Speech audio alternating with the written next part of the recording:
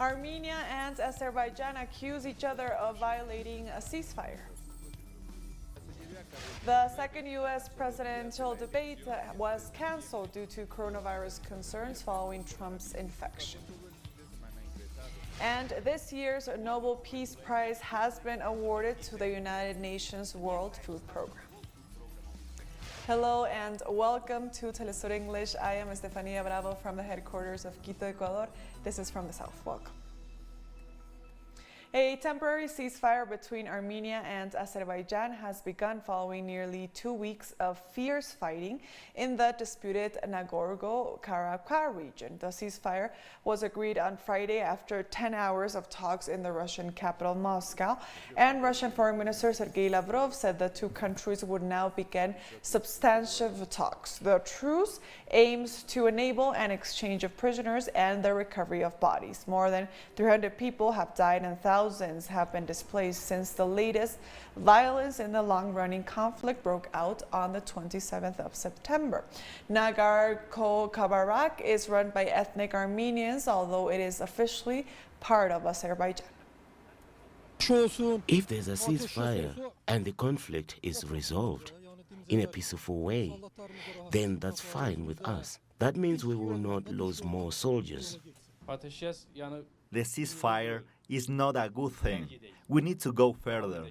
We should press on with the war and take back our territories.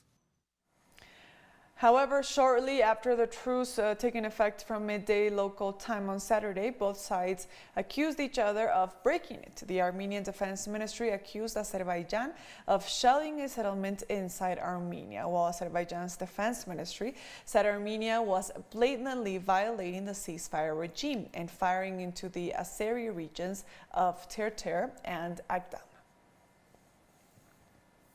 The second U.S. presidential debate between President Trump and former Vice President Joe Biden has been officially canceled due to coronavirus safety concerns.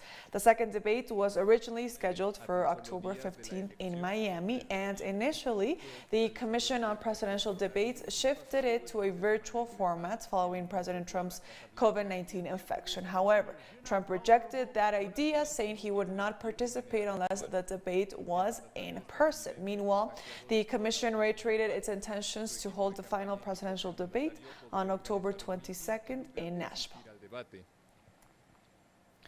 Moving on, mass protests reignited in Chile on Friday to demand widespread reforms to the police reform. But in response to the mobilizations, President Sebastián Piñera referred to demonstrators as criminals, adding that they must be confronted with all possible legal instruments. Friday's protests were so large that police were forced to withdraw from the iconic Dignity Square in Santiago, allowing the peaceful demonstrations to continue. Peru's public ministry has requested that President Martín Vizcarra determine a date to present his defense over recent corruption allegations.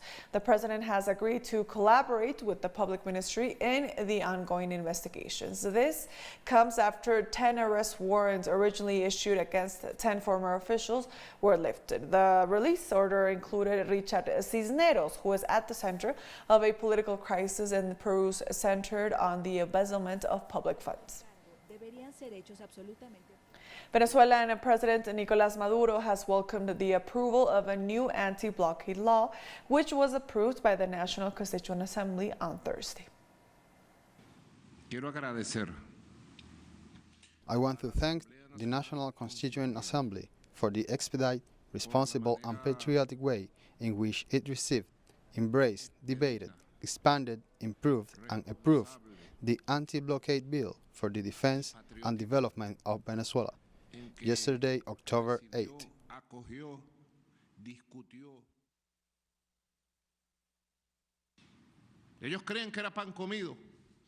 They believed it was a piece of cake after 5 years of causing so much harm to Venezuela. The world knows that the siege, harassment, the regime change strategy has failed in the case of Venezuela, and they know it. They know they have failed. On Friday, Argentinian President Alberto Fernandez informed that the COVID-19 epidemic has extended to all parts of the country while urging the population to observe the measures to curb the spread of the virus.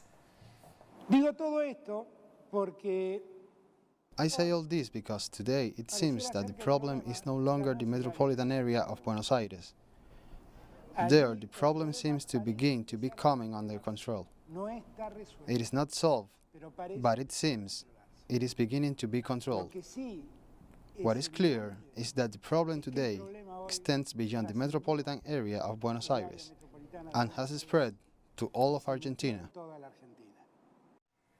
More stories coming up. Stay with us.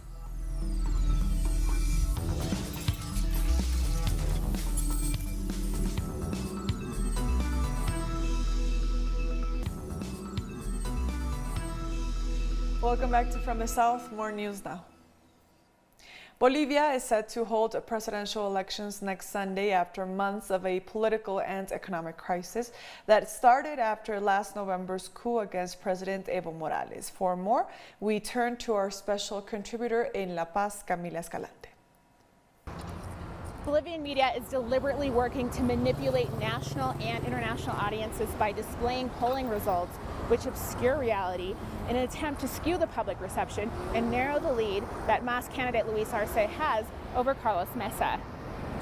There are 8 days until Bolivia's post-coup election. The latest poll, released Friday by Fundación Jubileo, shows Luis Arce of the Movement Towards Socialism with a 9-point lead over neoliberal candidate Carlos Mesa. Mesa is running on behalf of the coup regime, and that was formalized about 2 weeks ago when the Janine Áñez ticket dropped out of the race. Now the de facto Interior Minister Arturo Murillo has also formally backed Carlos Mesa.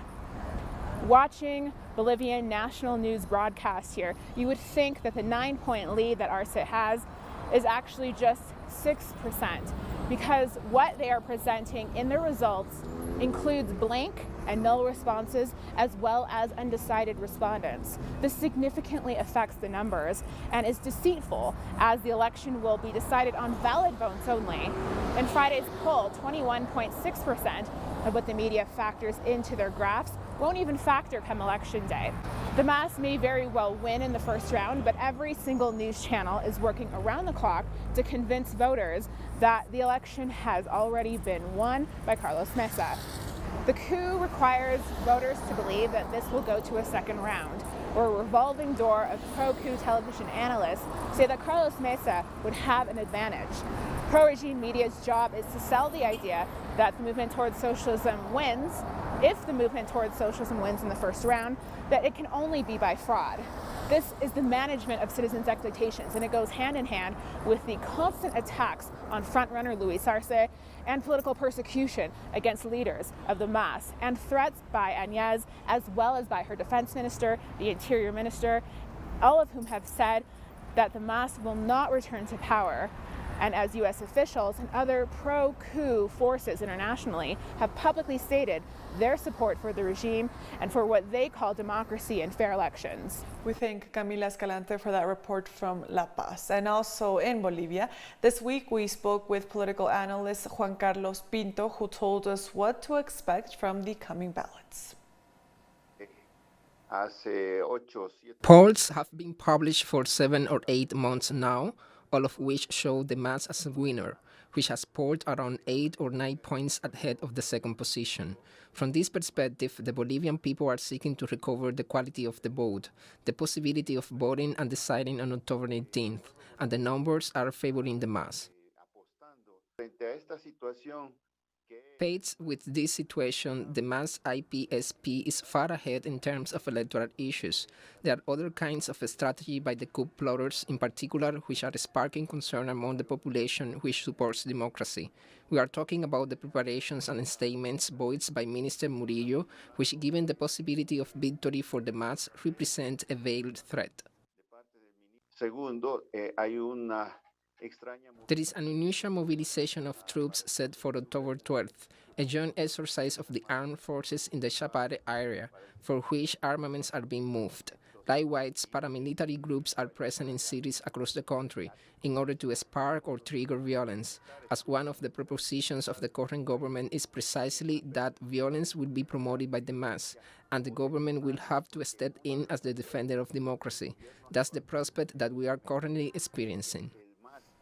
6 regions in Brazil's Sao Paulo state are set to begin a COVID-19 recovery phase, which includes the reopening of most public spaces. Let's have a look. 6 regions of the state of Sao Paulo are moving forward, so now 76% of the state's population is moving towards the green phase of the Sao Paulo plan, including the state capital. From now on, there will be a little less restrictions in day-to-day life, as outlined in the Sao Paulo reopening plan. The Brazilian National Institute for Space Research has reported that deforestation numbers between January and September of this year have already surpassed the total recorded in previous years. In September alone, 964 square kilometers of rainforest were cut down. At the same time, the number of wildfires in the Amazon region have increased by 61% when compared to last year. Nonetheless, the far-right government of Jair Bolsonaro has claimed to have undertaken effective policies to tackle the fires, while also blaming affected communities for starting the blaze themselves. Moving on to Nigeria, hundreds have taken to the streets in the country's largest city, Lagos, on Friday to demand an end to police brutality across the country. Protesters have accused the police units known as the Special Anti-Robbery Squad for acts of kidnapping, harassment, and extortion. A situation where you will walk on the road and somebody will arrest you for no reason, lock you up, and our government will do nothing. People have lost their lives. Innocent citizens have died for this cause. So for no reason, they have been killing us. They have been harassing us. They have been brutalizing us. We're here because, our youth are tired of what SARS are doing to us. SARS are being brutal in this country, and it's not fair. We don't have our rights as youth of this nation, and it's not fair. The only thing we are here doing, we are protesting and asking the government to end SARS. We don't want them in our streets. They are killing our youth. A judicial panel in South Africa has ordered former President Jacob Zuma to testify over allegations of state corruption during his 9-year mandate. Zuma took office back in 2009 and was forced to resign in February of 2018 after a corruption scandal linking him to lucrative public contracts awarded to the wealthy Gupta family. According to the Anti-Corruption Commission's advocate, Paul Pretorius, at least 34 witnesses have implicated the former president in the alleged corruption. Secretary of the Commission is hereby authorized and directed to sign and issue a summons requiring Mr. Jacob Gedleyihlekisa Zuma, former President of the Republic of South Africa, to appear before the Commission at 10 o'clock on the 16th to the 20th of November for purposes of giving evidence before the Commission and being questioned in order to ascertain certain matters relating to the subject of the investigations of the Commission. We're taking one last break, but stay with us.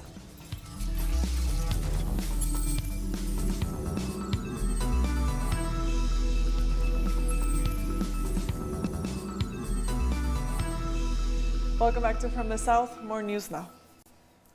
UN Secretary General Antonio Guterres has welcomed the Nobel Committee's decision to award this year's Nobel Peace Prize to the World Food Programme, noting that the humanitarian organization operates above the realm of politics.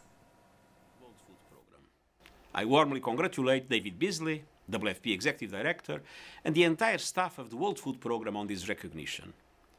The World Food Programme is the world's first responder on the front lines of food insecurity. We know that achieving zero hunger is an imperative for peace. A hungry world is not a peaceful world. I salute the women and men of the World Food Programme, and indeed the entire UN team, for all their efforts to advance the cause of peace and the values of the United Nations, today and every day. Authorities in Kyrgyzstan declared a state of emergency in the capital Bishkek on Friday in order to control a deteriorating political crisis. The announcement was made by the president, who noted the state of emergency will be in place until October 21st. Troops have also been deployed reportedly in order to establish checkpoints and prevent armed clashes. Massive protests have been ongoing following recent elections, demanding the annulment of the results and the release of political prisoners. Dear compatriots, due to the excessive ambitions of some politicians, the peaceful life of our citizens and the tranquility in our country are jeopardized. Along with political ones, there have been provocative courts undermining the unity of the country and the peaceful life of society. Kyrgyzstan is a danger line. Dear Kyrgyzstanis, the peaceful life of our citizens mustn't be sacrificed to political passions. That's why the state of emergency has been imposed in the capital of the country, Bishkek. Today I have signed an appropriate order. Under my constitutional authority, I will do everything to save the peaceful life of citizens and the integrity of the country. China has announced it is officially joining the COVAX Global Pact, an initiative led by the World Health Organization that seeks to guarantee fair distribution of COVID-19 vaccines. China confirmed its promise of turning its future COVID-19 vaccine into a universal public good and joined the COVAX initiative, a pact led by the World Health Organization to guarantee a fair distribution of the new vaccine. We are taking this concrete step to ensure equitable distribution of vaccine, especially to developing countries, and hope more capable. We are taking this concrete step to ensure equitable distribution of vaccine, especially to developing countries, and hope more capable countries will also join and support COVAX. As far as I know, quite a lot of Chinese vaccine developers have expressed willingness to join COVAX. The experts of both parties are in communication on vaccine R&D, approval, supervision, and technical standards.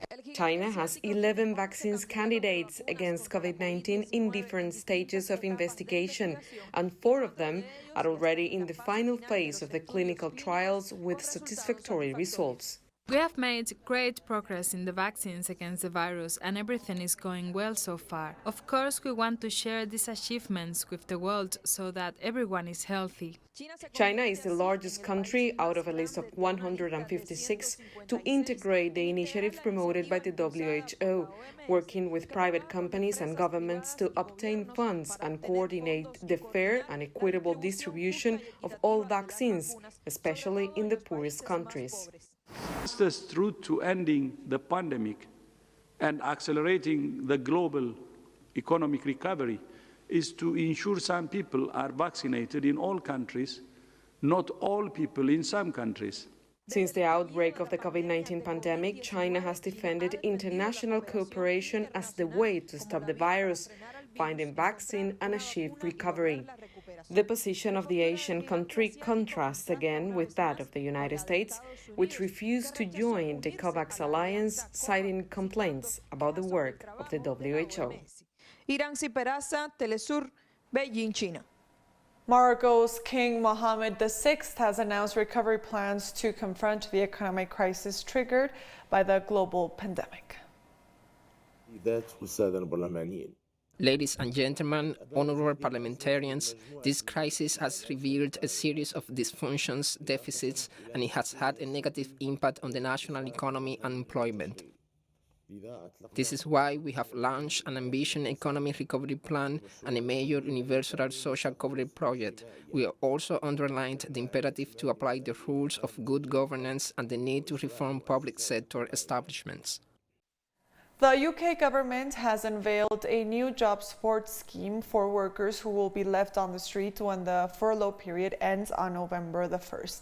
Under the new program, the government will present 67% of salaries for hundreds of thousands of workers for 6 months. So today I'm announcing an expansion of our job support scheme, specifically to protect those jobs of people who work in businesses that may be asked to close. If that happens, those workers will receive 2/3 of their wages for the time that they're unable to go to work. I hope that this provides reassurance and a safety net for people and businesses in advance of what may be a difficult winter. This is not a universal approach, this is an expansion of the job support scheme specifically for those people who are in businesses that will be formally or legally asked to close. So in that sense, it's very different. Residents in central Scotland have reacted to the government's decision to shut down pubs and restaurants until October 25th, hoping to curb a recent spike on new COVID-19 cases. I can see why they're doing it. It's one of those things. I get that there's obviously this global pandemic going on. It's not ideal, but I understand why they're doing it. Completely understand why they've put in these, why they've shut the pubs and such, but I don't know if 2 weeks will make a difference. Will it be extended? I don't know, but I feel like at the end of these 2 weeks, it could just be the same situation as we've seen all over again, but, Because it's becoming ridiculous that they're being targeted for what is in effect folk going out and enjoying themselves. And with that story, we've come to the end of this news brief. You can find these and more stories on our website at TeleSURenglish.net. And also be sure to follow us. We are on social media, on Facebook, on Twitter, and of course on Instagram. For TeleSUR English, I am Estefania Bravo. Thank you for watching.